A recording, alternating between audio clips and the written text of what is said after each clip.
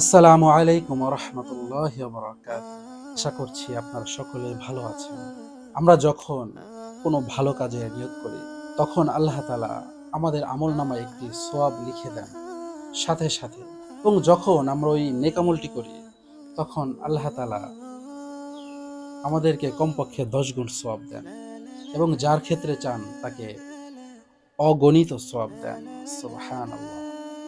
এবং একইভাবে কোনো ব্যক্তি যখন কোনো খারাপ কাজের নিয়ত করবে, তখন কিন্তু আল্লাহ তাআলা তাকে কোনো তার আমলনামায় কোনো গুনাহ লেখা হবে না। সুবহানাল্লাহ। তো মুসা আলাইহিস সালামের জামানায় যখন দুর্ভিক্ষ দেখা দিয়েছিল, তখন মুসা আলাইহিস সালাম এক ব্যক্তিকে দেখলেন, সে একটি পাহাড়ের সামনে দাঁড়িয়ে আছে এবং পাহাড়কে লক্ষ্য করে বলছে যে, হে আল্লাহ, আপনি তো আমার মনের খবর জানেন। যদি এই পুরো পাহাড়টা স্বর্ণ হয়ে যেত এবং এটা আমার থাকতো, তাহলে এই পুরো স্বর্ণের পাহাড় আমি আপনার জন্যে, আপনার রাস্তায় আমি সদকা করে দিতাম।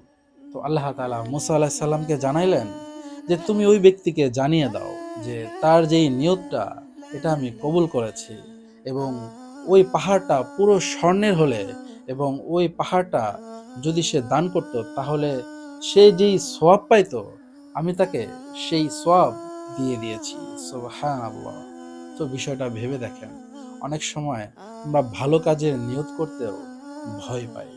তো আমাদের কি ভয় পাওয়া উচিত নাকি ভালো কাজের নিয়ত করা উচিত? অবশ্যই ভালো কাজের নিয়ত করা উচিত। আপনি এই ভিডিওটা শেয়ারও করতে পারেন। তাহলে এই শেয়ারের মাধ্যমে আপনি একটা ভালো কাজের অংশীদার হলেন এবং আপনি অনেক নেকি অর্জন করতে পারবেন।